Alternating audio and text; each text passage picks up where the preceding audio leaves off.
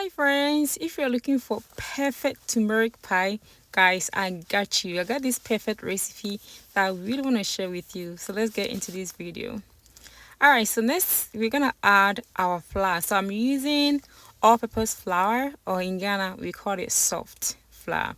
Alright guys, so next I'm gonna add turmeric powder, and I'm gonna add here salt, nutmeg, and then mix everything until it's combined.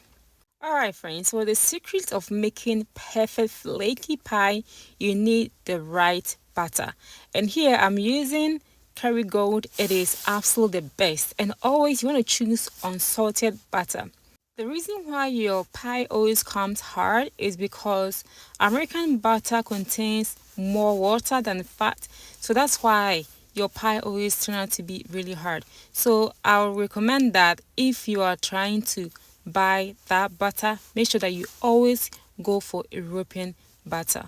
No matter what the brand is, I think they have the best one so far. So go ahead and then mix everything until it becomes crumbles like that.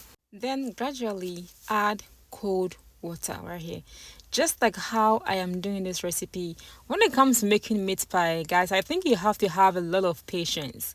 You cannot rush making pie. Pie making is like making jollof rice.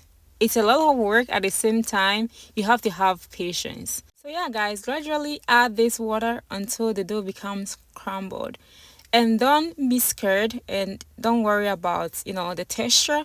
Just go ahead and slowly knead this dough. Okay, what I usually do is I'll just pour everything on the surface and then work it from there.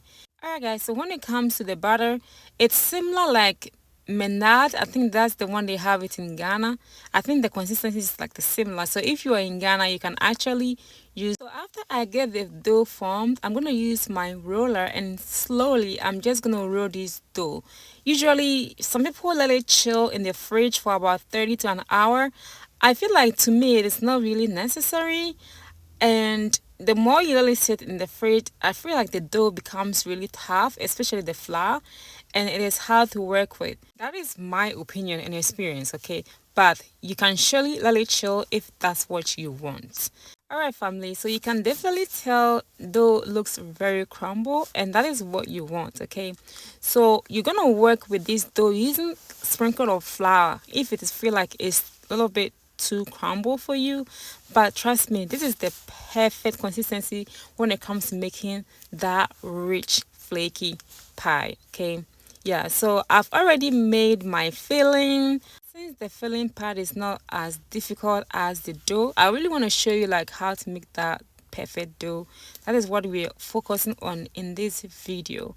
But the filling, I've already listed all the ingredients under the description box, so feel free and check that one out as well.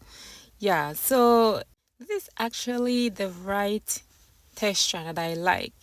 So yeah, next I'm gonna break one egg, and then we're gonna use that one later. Yeah, so with this recipe also, guys, you can use any filling that you want.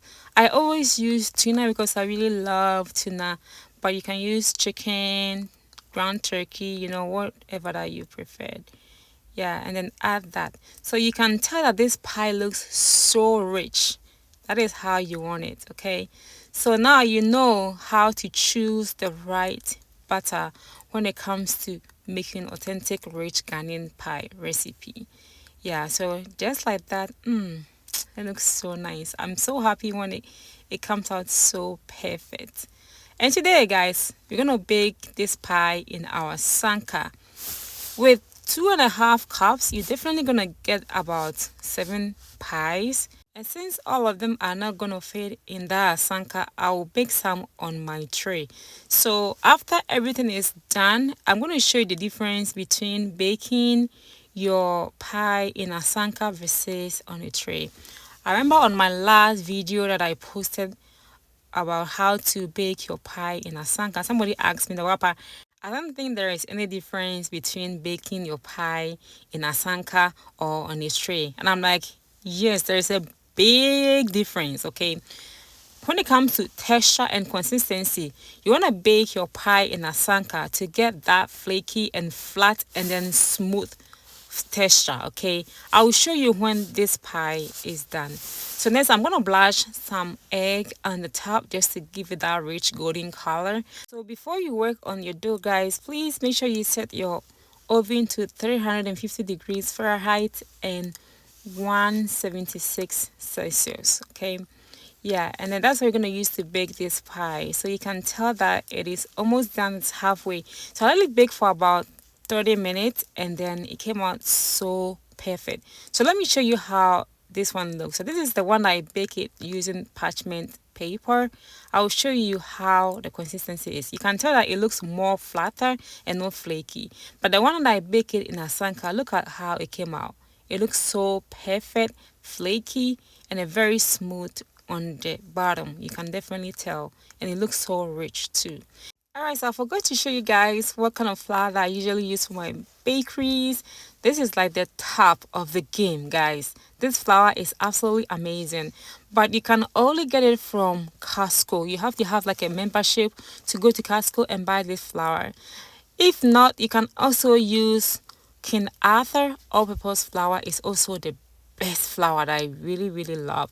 If I can't get hold of this one. I hope you enjoyed this recipe and I really appreciate all your love and support. Until I see you again, stay safe.